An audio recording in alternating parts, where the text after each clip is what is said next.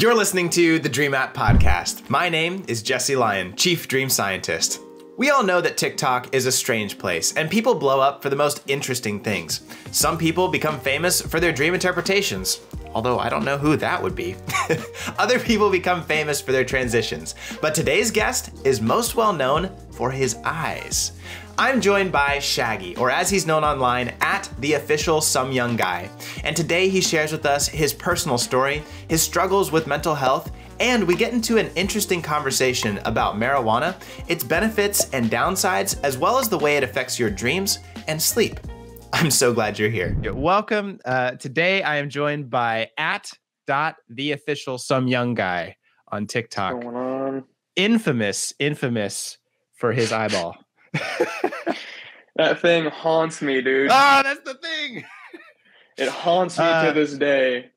Is that like difficult for you? Like, I mean, first of all, that's how I know you. Is that how most people on the platform know you, as like the eyeball guy? I'd say at this point, yes. Because like a little more than like 6 months ago, I only had like 200,000. So I wasn't. I mean, you're at 1.1 million now. Yeah. So like I skyrocketed because of those videos, which I'm very thankful to like everyone and like everyone including, because I wouldn't be where I am without everyone. It's true. But it also haunts me to this day. Yeah, it's like that audio. It's just there. Getting tricky with a rifle. Dude, it's blood boiling. Tell me about it. Like on your end of things, like why does it get your blood boiling? Why does it haunt you? Like I just know the experience of, oh my God, it's the guy with the eyeball thing. But on your end as the creator, it must be kind of infuriating in some ways. I'd love to understand what it must be like. Why is it so frustrating? It's really just more of like the sound, because like I didn't turn the sound down when I was watching like or reading the comments, because like believe it or not, even if like a video has, let's say, like 6,000 comments, I'm reading most of all those. I read majority of my comments. Bless your heart. I'm just sitting there and I got fast at it too. I'm just but it's really just the sound. Like it's not the eye or the face. Like I don't mind doing the face. It's just the sound, really. Like it just keeps playing and playing and playing. And I kept doing it like for everyone who wanted to see it, because it was working and it was growing my channel. And why would I? Millions of views. Yeah. Yeah. But I mean, other than that, it's really not that like infuriating from just like the sound.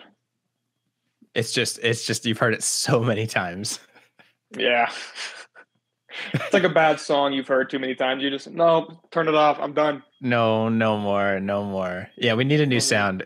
I thing with the new sound. That would be better. Mm-hmm. I got to figure out more new like eye things, because like I don't want to keep doing that. Like I want to like change it up, you know.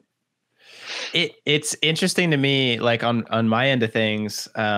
You know, I'm kind of typecast as well. Like, you know, I'm the dream guy, which I've made into a thing. Like, and it actually is part of my career. So like it works. But sometimes I'll try and branch out and like talk about more mental health stuff, or talk about like hypnosis. Like I'm a certified hypnotherapist. And so I'll like talk about that stuff. Nobody cares. Like maybe most of my videos will get, I think average, you know, tens of thousands of views somewhere. I do one of those like 5,000 views. So it's like huge difference, you know, between like 100,000 views and 5. So I'm like, okay, message received. You don't care about that at all. Yeah, it's so weird to like keep traction on TikTok, especially because like you'll do one video, like you can post one video that might be like off of your normal channel, and that does well, and you're like, cool, I'm gonna follow that. And then ended up shit later on. You're like, I don't know. I'm confused. I'm always confused. Yeah, I feel like I'm chasing this lottery number here. Like, I don't know what it is, but I'm just gonna keep playing numbers until something pops off. Right? It's really just like a chance at this point. It kind of feels like, I mean, there's some like you learn some tricks and some like, you know, formula.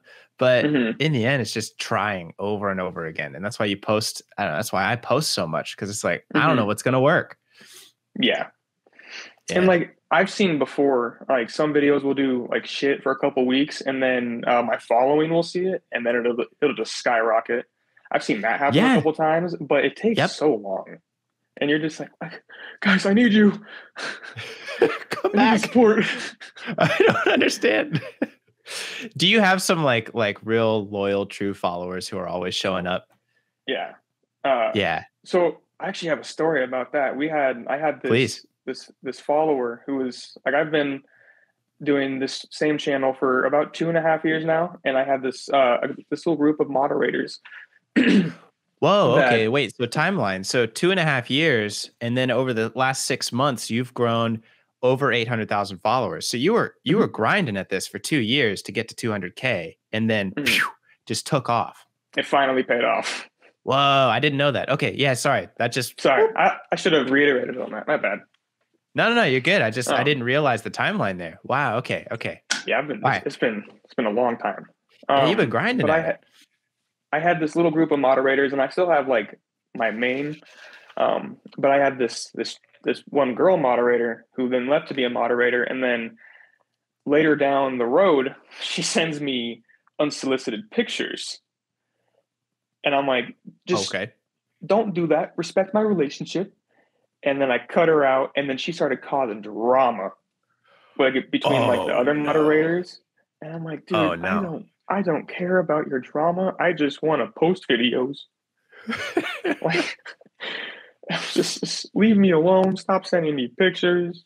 Just respect that. It's yeah, you meet a lot of really interesting people. That's a nice way of putting it. Yeah. It's like nothing bad. Like it makes me really wonder like what's going on in that person's head, like what they thought, what kind of opinion they have. But I've heard some crazy things. Like there's a friend of mine who's a mental health therapist, Nadia. She's got like 3 million followers on TikTok, and she's gotten legitimate death threats. Like there is some person who like looks up the name of her kids, like finds her address and like sends her letters like, I'm going to kill you. For what? Like she's talking about how to deal with depression and anxiety. Like the most tame, nicest thing. And it's like, what is going on in that person's head? What the fuck?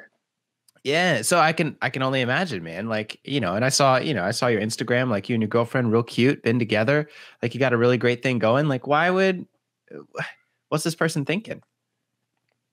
And like we were friends too for a good like year and a half. And I was just more shocked. I was like, you really just disrespected me like that. Like you were my friend. Yeah, you think they'd understand, like have a rapport there. Right. But it's weird. Like people just don't have like that boundary anymore. I guess not. It always makes me wonder. I'm curious your opinion, right? Like, I wonder if people don't have the boundary anymore, or if because these platforms allow us to reach so many people, if that 1% now becomes a larger voice, right? So like, let's say I've got 100 friends and 1% of people are just kind of really toxic, right? That's one person that I have to interact with that's toxic. But if you have 1 million people, 1%, what is that? 1,000? Like, that's right, I don't know math. That's 1,000 people is a lot of people. Yeah, still. Yeah. So I don't know. Actually, it's more than that. Oh my gosh, I'm gonna get called out for math. I think it's 10,000 people. It's too early, man. It's too early. Don't quote me. Don't quote me. So I don't know. What do you think? Do you think it's getting worse, or do you think there's just more connection, so you're seeing it more? I think it's a little mixture of both. Like I feel like there's like you're gonna have like that margarine of people who send the pictures, but then I feel like half of those people that do send the pictures just don't care, and the other half are just like they're just so open, and maybe they don't know about their relationship, and they're just boom, like that's what I think. There you go. Like it could be like a mixture of both. Yeah, you're probably right. It's kind of like society, culture changes, but also maybe it's just more chances to meet somebody who's like that. It's like gambling. The internet's a gamble. It really is, man. People are like a gamble sometimes. It's bad. It's bad. Yeah. How does your girlfriend deal with all that? Like, does she mind like, all the attention or like people like sending you things like that or trying to start drama? Like, is she pretty cool about it, or is that way heavy? In the beginning, like when we first got together, because she was like, she followed me, believe it or not. Like Okay, we met through TikTok, and like I didn't even know she followed me. And one day I came to Nevada, and then we met, found out she followed me. But in the beginning, it was kind of hard for her. She goes, everyone's like talking about this and that about you, and it's making me uncomfortable. And I'm like, there's honestly nothing that I can do. I can like mute the comments, but that's just going to start problems with me muting comments. Yeah. So I think it would just be better if like we just don't respond to them, and then we get used to them later on in life. And then down the road, it got easier. There's sometimes like where me and her will both be like, don't say that. Don't do that. That's not appropriate. Get some help. Right. And I'm like I've had to block a couple people because of some things that have been said or like pictures that have been sent. And I'm like, I'm not just, there's a line, and it's like a respect thing. So like, just, that's like, I don't know. It's gotten easier, but there's still like the really hard days too. I totally agree. It's been that way with my wife. I mean, we've been together 7 years now, and thank you. Yeah. And we got a baby on the way, due in February. So like, look some at adult stuff, man. Holy cow. I don't know, man. I'm still just a little Papa Dream. Papa Dream. Hopefully they don't treat me the same way they treated the other dream. Twitter got a hold of that. But yeah, in the beginning, it was like, I just started making videos during the pandemic, and I had nothing else to do. So I was just making videos. I was like, let me kind of advertise mental health in my business. And then it kind of took off. And then you start to deal with that kind of attention, and I feel like you kind of have to change your mind to a whole different framework. Like, there's a certain way that you have to handle things if, you're just living life kind of like in the normal sort of sphere, normal sort of world. But then when you enter influencer world, you have to view it in a different lens. It's like, that's going to happen. That's normal. You just have to handle it in a different way. Like, I might get offended if I was, just some average Joe who, wasn't trying to make a career out of social media. I would pursue things like, hey, why would you say that about me? Why would you do this? I would kind of go after it.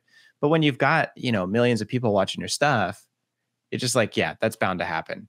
You deal with it a different way. Doesn't excuse it. Please, if you're listening to this, don't do that. That's not nice. I have a life. Zach has a life here.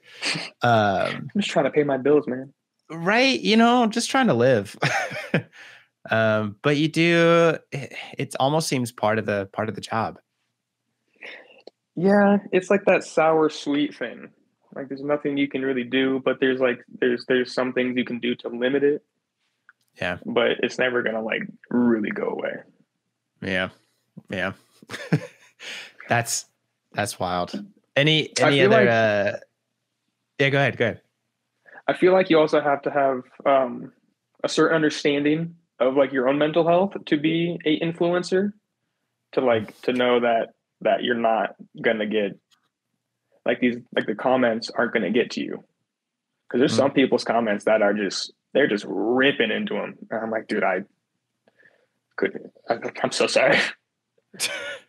What are some things that people say? Like, you talking about your comments to you, or you just comments that you read? Just like just certain comments. Like I've seen people with like disabilities on my For You pages, and like it'll be like a heartwarming video, and then somebody in the comment will just be like ripping into them. I'm like, dude, there's no need for that. Like, that's not okay. No, not nice. I don't know, man. It's like, I can have all sorts of theories about why it is, but I think it's just a platform. You start to see just kind of the mess that lives inside of each person. Yeah.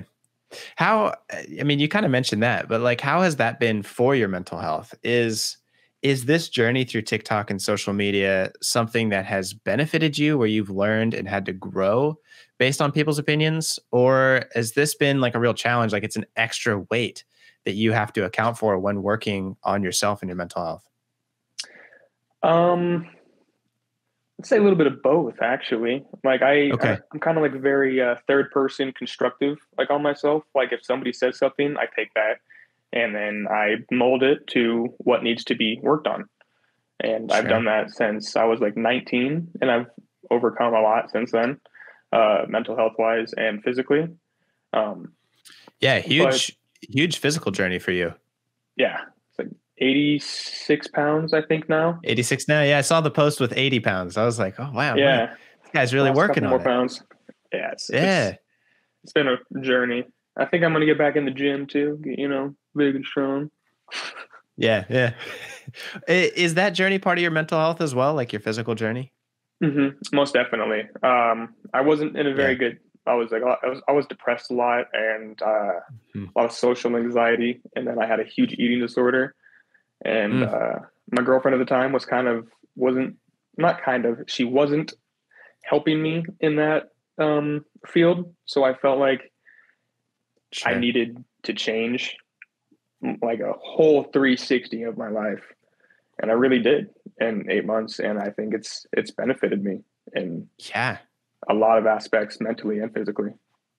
What was the moment where you really realized like, damn, I can't keep doing this? Or was there a moment, or did you hit kind of a rock bottom where it's like, I gotta change something. I gotta make this like 180-degree turn. Um, it was kind of yeah, like I kind of hit rock bottom.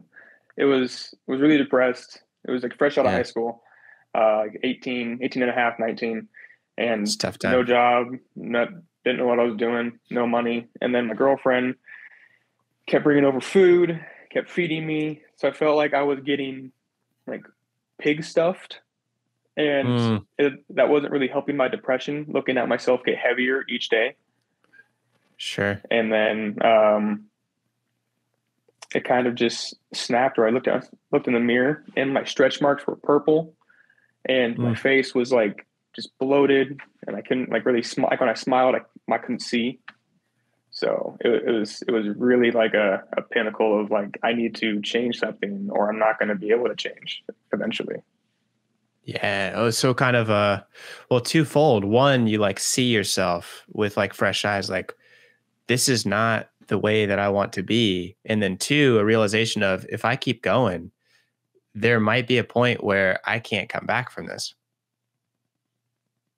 I need to learn how to edit. That's what I'm like. It is I'm like a so solo mission. time consuming. It's miserable. Really? Yeah, I've got undiagnosed ADHD, so I don't take anything for it. I just raw dogging it through. But focusing on editing is such a task for me in my brain. I either hyperfixate and I like lose hours of my life forgetting who I am and what I'm doing, or it's just brutal trying to cone my mind into focusing on editing a video. That's been my experience. Dude, ADHD is not fun. Yeah. Any I experience with that? I also have ADHD. It's a big part of my life. But I was medicated for mine. Okay. Um, and that like I don't recommend that for anyone, not even like Really? kids. Yeah, because like a certain medication can make you feel like a zombie. And for my instance, I felt like a zombie, so like my personality would shift, and there was nothing I could Wow. do to change it. And Many what people is have that? told me about the zombie feeling. I mean, I've never taken medication for ADHD, so I've never personally experienced it. But what? Yeah, how would you describe it for someone who's never really experienced that type of feeling? Like the zombie feeling of taking medication feels like you're in the passenger seat of your own Oh, body, and then you're kind of going off of like it's kind of like being programmed almost. Like it's like hmm. it's an attention medication, so like you're forced to pay attention, and whatever it's put in front of you. For me, at Yeah. least, I would like and fixate on it and then get it done. But I wouldn't be in control. Like I kind of felt like I was kind of just doing it and not actually doing it. If that makes sense. Yeah. Yeah. And then after a couple the passenger years, seat of your own body. Yeah. That's a great way to put it. So you'd focus, but you really, it was almost like you couldn't control what you were focusing on or control what was happening. That's got to be, I don't know, control is such a huge thing. Like that, in some ways, I imagine that being terrifying. Yeah, very much so. And some medications didn't work, or they would send me into like an episode of crying or whatever. So I was kind of like guinea pigged with medications. Damn. Through my childhood. And each medication that I took just gave me a zombie effect. Jeez. What age did that start? Like taking medications, trying these things out? I'd say about 6 or 7. 6 or 7. Yeah, that's pretty young, man. Yeah. And then I stopped taking them around 18. Yeah. So what do you do now? A couple of years. It's been a couple of years. I don't take any more medications. I don't take any antidepressants, nothing. I'm just raw dogging life. Pushing on through. Can't stop. Are there some other ways that you've like developed to, I mean, cope may be the wrong word. I don't know if I really like the idea of having to cope with myself, but are there some other things that you've done to help like improve your life, augment your life, and accomplish the things you want to accomplish? Meditation, really? Please. Meditation. Tell me more. Out meditation for ADHD people fucking works. No way. It works for whatever reason. Like if you give yourself at least 15 minutes, that might sound like a long time, but like you might fall asleep. Even if you do, you're going to wake up rejuvenated. Like I would wake up after like a night's sleep and I'd be happier. Wow. And I'm kind of an angrier person just naturally. I get kind of who I am. But when I was meditating, I'd wake up happier, with more energy, more pep to my step, I guess. Yeah. It was just kind of better for living with ADHD because like it kind of like balanced it out. It seemed like.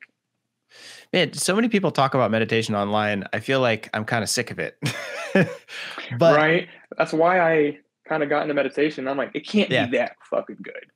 And I was like, no, that's what I think. You know, like meditate. God, I'm going to sit there with my eyes closed and breathe for a little bit. I do a lot of like guided meditation. Like I don't understand that whole like I lay down in my bed and I just like slough out, and then it's like breathe in, breathe out, think of waves, and I'm like, oh, this is nice. All right, man. Maybe I'm sleeping on it. Meditation. You gotta have that. You gotta have that like ADHD thing. So like, there's people talking and there's like sounds in the background, so you're like fixated on it. Oh, so the right kind of meditation for you has like the sounds in the backgrounds, like a little light music, like some ocean waves, and someone's like talking. So there's like enough to hold and maintain your attention to sloth out for a minute. I like that. Sloth out. That's good. Put that on a shirt. Sloth out. Slothing out. Yeah. Nice. Yeah. Nice. Wow. Meditation. And you mentioned too, like meditation can help you fall asleep sometimes. Like you just nap out, you know? Yeah. Yeah. I use it mostly for bed. Like if I can't sleep, or like sometimes I can't, like I get restless and I'll be up until like 3 or whatever. I'll put that on, be out in 20 minutes. It's good. Speaking of meditation and like meditation as astral projection, like since you're you specialize in dreams, have you ever like astral projected? So no. No. Short answer is no. My personal thought is, and I get into some controversy on the internet with witch talk. Witch talk doesn't like me sometimes. I've made friends with witch talk. We recognize each other's existence and we cohabitate now. But witch talk and spiritual TikTok kind of talks about like astral projection, different planes of reality and consciousness. I can't say. I like my license, my profession is as a mental health counselor and a medical provider. So it's like I stick with science and the research stuff. I don't know. Maybe you can. Like maybe you could go and, talk with different entities and shift between dimensions. Like I can't tell you whether that's true or not. What I do know, though, is when most people talk about astral projection, they're talking about an experience that happens in lucid dreaming. And lucid dreaming is researched and proven, and there's a lot of actual benefits to it. Like, so especially what you're talking about with ADHD and depression and anxiety, they will actually teach and coach those who come back from war with PTSD how to lucid dream to help them deal with the traumatic nightmares. Because lucid dreaming is just like when we define it scientifically, lucid dreaming is just the experience of realizing that you're dreaming while you're in a dream. You don't necessarily have to have control. Some people think in order to lucid dream, you have to be in control of your dream. Not necessarily. Anytime that you recognize you're dreaming while you're dreaming, that counts as a lucid dream. I've had that happen to me a couple times, but I don't like make it a personal practice. I think I'd like to. I think I'm going to start. But really until this year and doing more research on it and actually attending some conferences about it, I didn't really realize the benefits until I did some more looking into it. So I've never had a lucid dream. So like that's so interesting to me that you can just, I think I have, maybe, I don't know. Most people have had like one. Like the one that I had was, it was when I was a kid. I had a dream that I was in a maze and a monster was chasing me, like a big, it's almost like Sully from Monsters, Inc., except he was like all black and he was like terrifying, big teeth. So he's like, boom, boom, boom, boom, chasing after me. And I'm like 7. I'm like, oh shit, you know? And so I duck around this corner and I'm like, I know that I'm dreaming. I need to wake up. 5, 4, 3, 2, 1. And then I woke up. That counts because I realized I was dreaming while I was in a dream. So that's a lucid dream, but I had zero control. I was terrified. And actually a lot of the subreddits where they talk about lucid dreaming, a lot of people talk about how they get stuck in a lucid dream. They feel like they're aware it's a dream, but then they can't wake up from it and they can't get out of it. There's a lot to be said about that. Like, nobody ever gets stuck in a lucid dream. You'll always wake up. And it really is more based on how you're going to sleep. Like if you go to sleep like with some really dark thoughts or really kind of troubled, your dreams are going to be dark and troubled. So like maybe pace yourself there a little bit, you know. Mm-hmm. But that's a lucid dream, and most people have had some kind of experience like that. Are you thinking of one for yourself? Kind of. Like I have like the more English. The most dreams I've had recently are flying dreams. Nice. And like the most recent one especially was I was in Nevada, which is where I reside. And it was in my old apartment complex, and it was like brick for brick. Everything was the same, car for car. And it was my girlfriend was in the 3rd story or the 5th story, and I got out of my car and then I started walking to the door, but I started flying, like kind of gliding. And I go, sick. I knew I could do it. And I fucking flew and I was like, I fucking told you. And then I woke up. That's great. So you fly up and then you tell your girlfriend like, I fucking told you. Is that who you told? Yeah, because like the night before I was like, you know how it'd be cool? It would be able to fly. That'd be dope. I would love to fly. And then I was in the dream and I'm like, I fucking told you I could do it. That's great. Yeah, that counts. So you were aware that you were dreaming. You're like, I knew I could do it. I told you. Oh, that's cool. Huh. Yeah.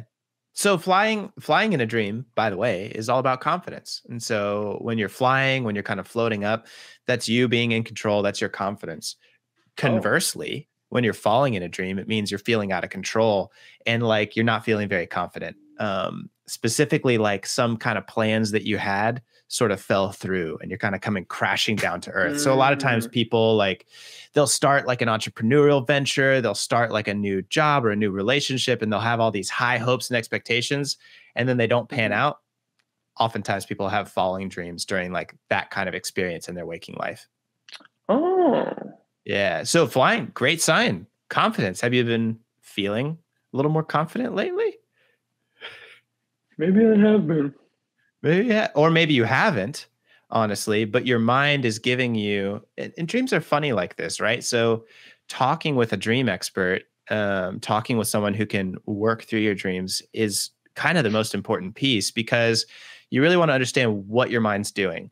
Is it giving you a representation of what you're feeling, or is it giving you a representation of what you want? So in times where you feel terrible about yourself, low confidence, really kind of just hitting the dirt, you actually might have some really positive dreams about flying and confidence, because your mind is trying to imagine what it would be like to have the thing that you're missing from your life. Oh, so it can be that both. would make sense. A little bit more the second one, perhaps? Maybe.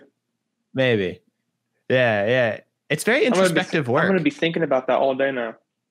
I got you all fucked up now. I know. I wonder if we're going to get off here. I'm going to be like, dude, fucking what? I'm calling out. I can't do anything today. I just got to think about flying dreams now. You coming into work? What? No, I'm fucking flying. I'm falling. I don't know. I'm not confident. I am. I don't know. I'm so confused. It's so interesting, man. And that's why, like, I never intended this to be my direction for everything. But it's like the more that I got into mental health as a counselor and then started working with people, the more interesting dreams became. And it just kind of found me more than I found it. Like I was going to be a counselor. Like that's what I wanted to be. I wanted to work in mental health, but then dreams just kind of happened upon me, really through TikTok, if I'm honest.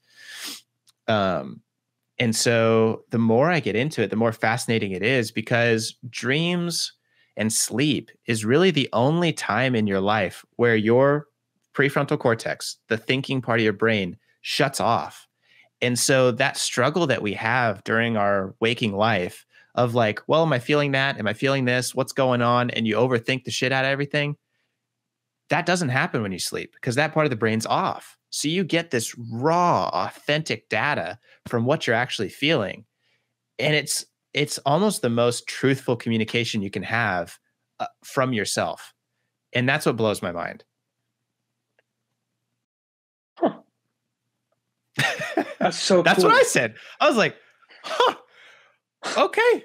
Well, that's kind of important. Yeah, that's cool.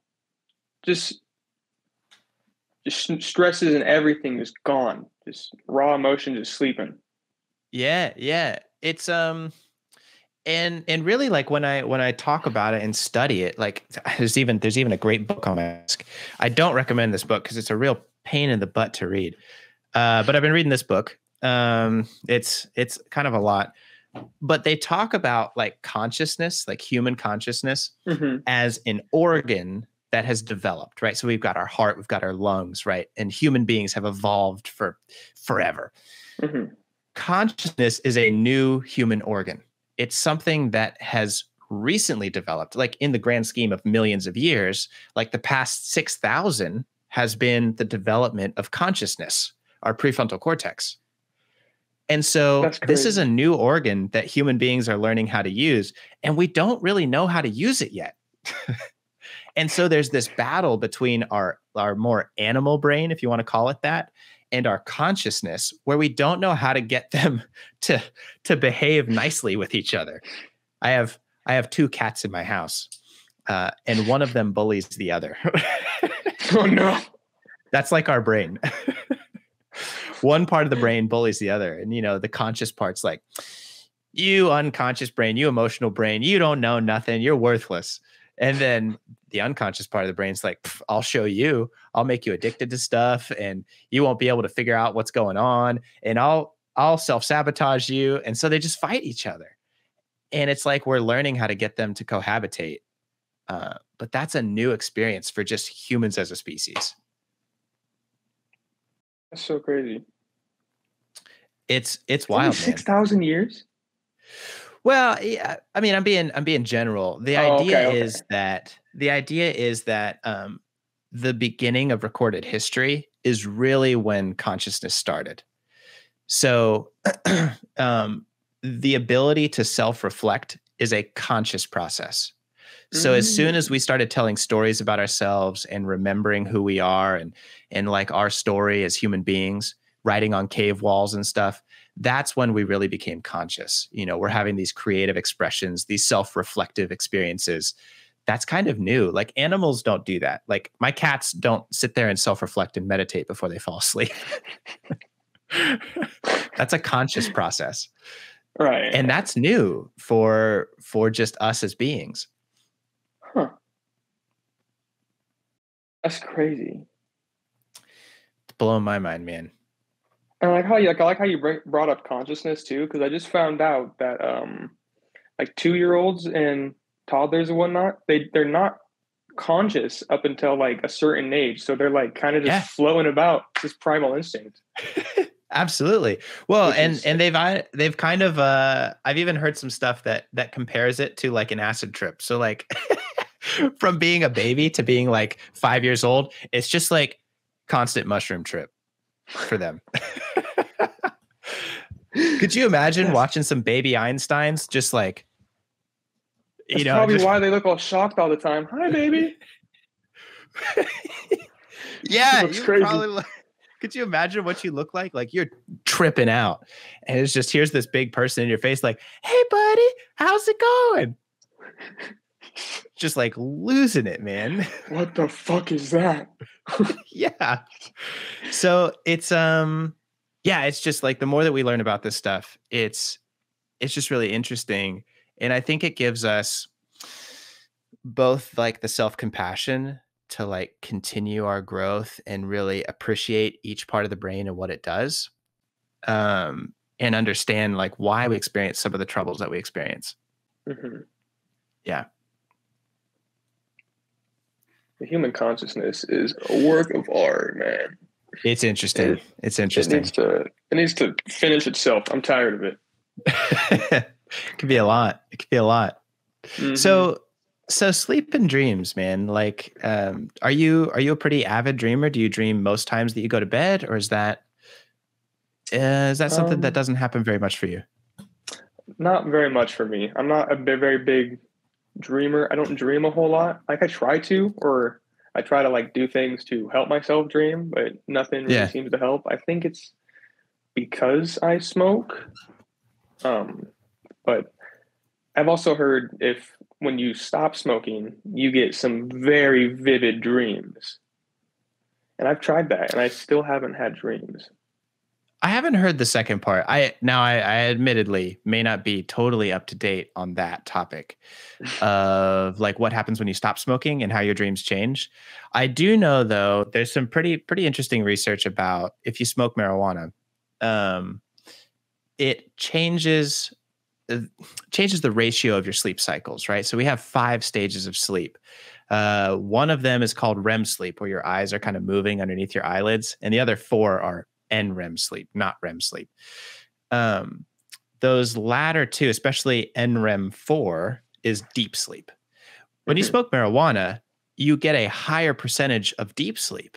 So actually, there's been a lot of stuff where they prescribe, again, for PTSD, trauma, those who struggle with sleeping because they're hyper aware or they struggle to really get into sleep, they'll prescribe them medical marijuana to help them get that deep sleep that they're not getting naturally.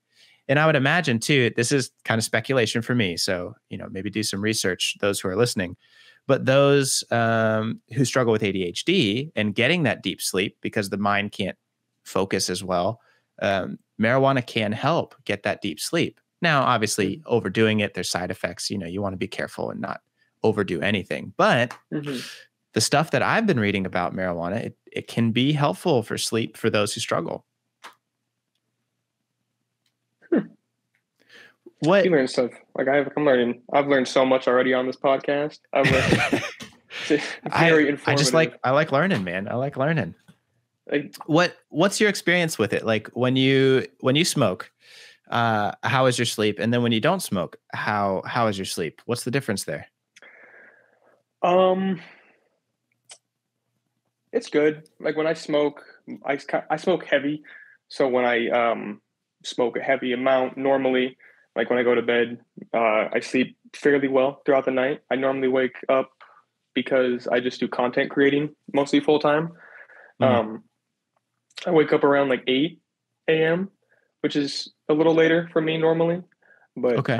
I'm well rested. Like I'm not dragging out of bed. Like when my eyes are open, let's get up for the day.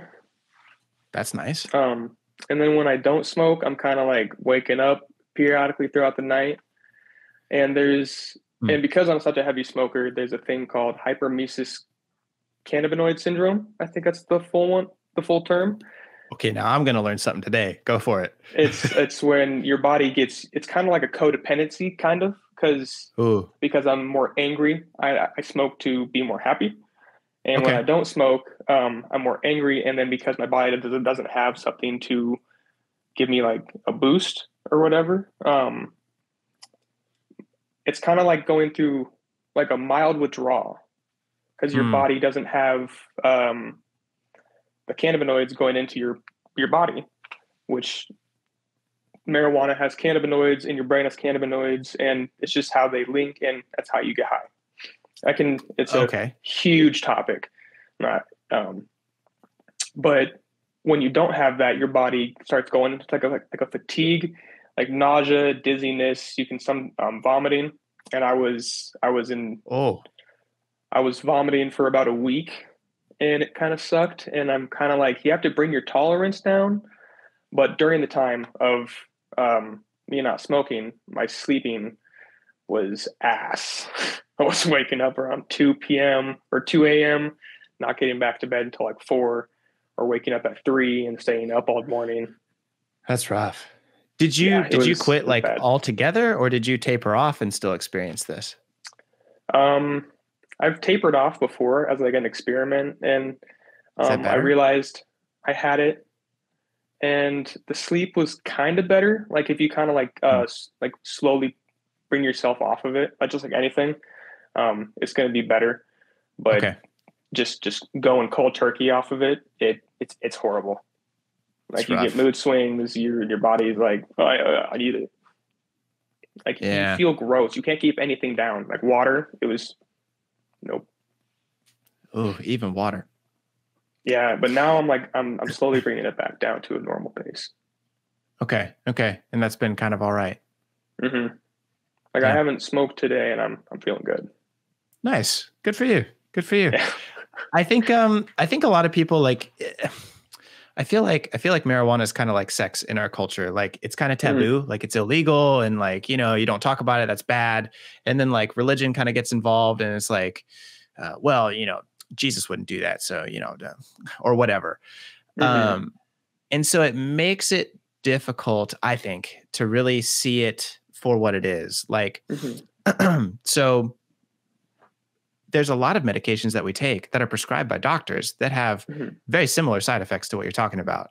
And we still prescribe them. Like anybody who's on like, I don't think they prescribe it as much anymore, but we used to prescribe Ambien all the time for sleeping. And Ambien, like people were driving places on Ambien. People were like walking around doing things on Ambien, fully asleep, but like it messed with the brain body disconnect. And so they were like up and about, sleepwalking, doing things, driving places, totally unconsciously. What the fuck? And we used to prescribe a lot of Ambien, but we've stopped because we realized some of those side effects.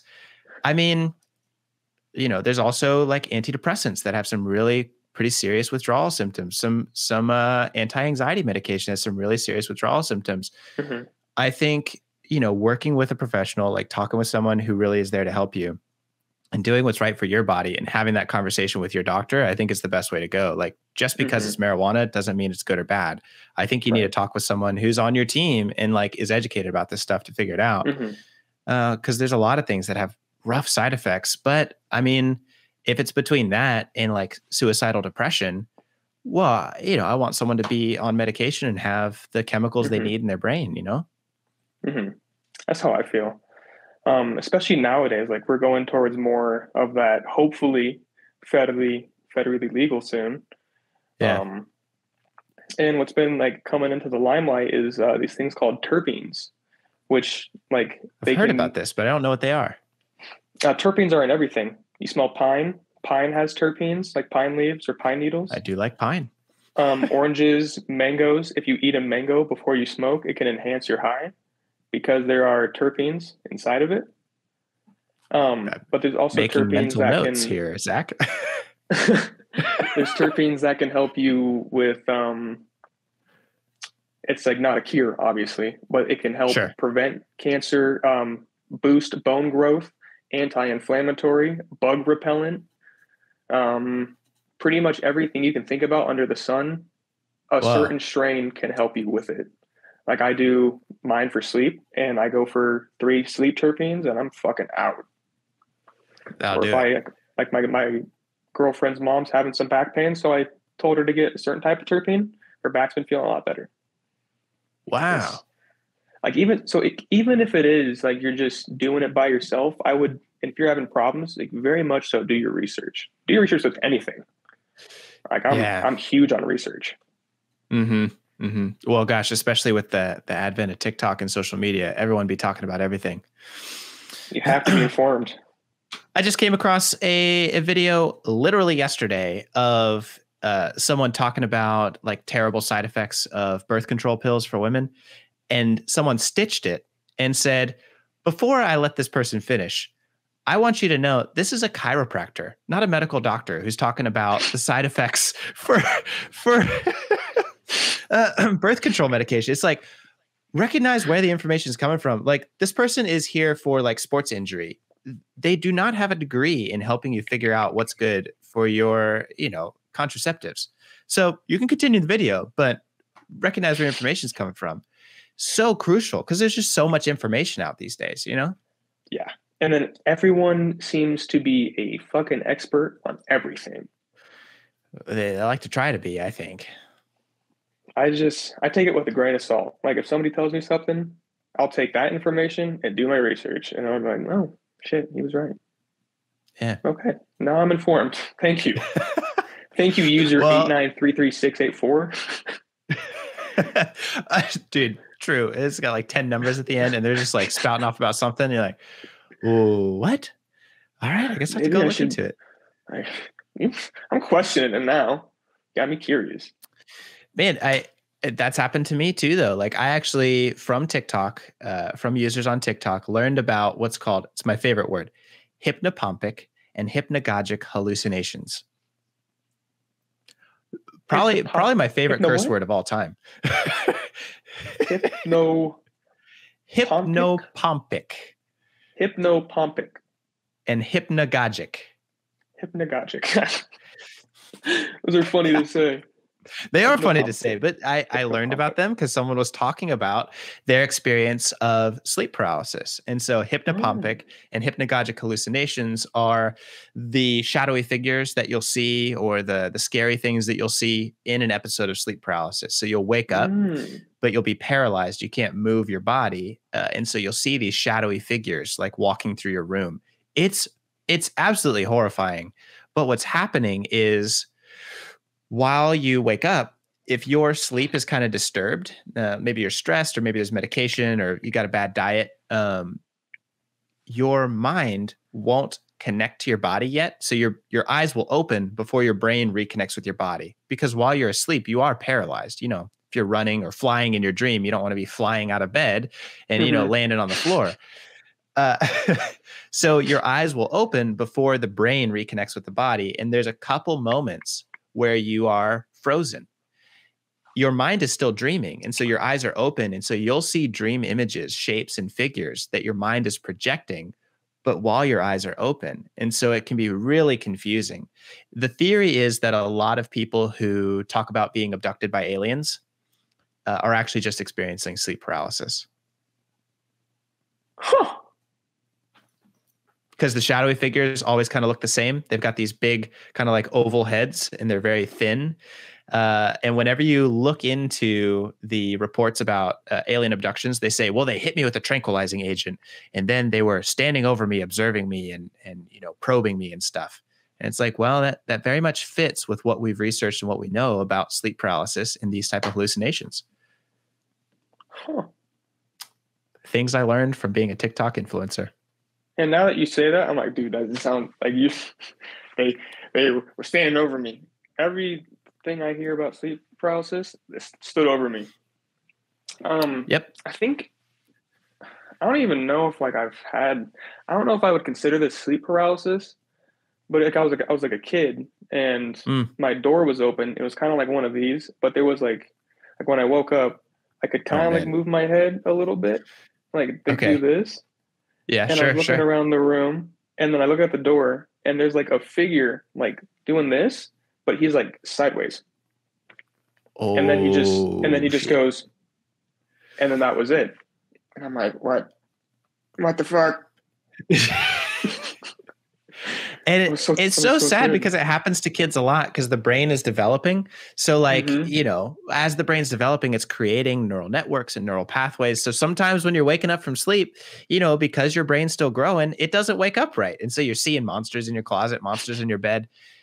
And when kids say that they see a monster under the bed, they really mean it. And they probably did see it, but it was just one of these type of hallucination experiences because their brain's growing.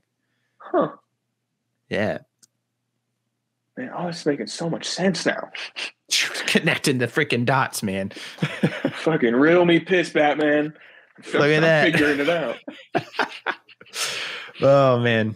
Good stuff. Good stuff. Well, Zach, this has been great talking, man. I'm glad that we got to meet, that you got to share your story. I really appreciate it, man, especially everything that you've been through and TikTok and your mental health journey. I know a lot of people can really identify with your story because a lot of people, mental health is just a human thing. Mental health is a health thing for everybody. So I appreciate the vulnerability, man. Thank you for bringing me on. It was an honor. It's really Absolutely. fun, especially for my first podcast. It was really fun talking. Yeah, man, I can't believe it. First podcast. It was great. I know. It was so nervous. You did great. You did great. I would have never known. I'd have never known. It was fun though. It was really fun. Thank you so much, man. Absolutely, dude. We'll have to do it again. Well, for everyone listening, thanks for being here. We'll catch you in the next episode. See you guys.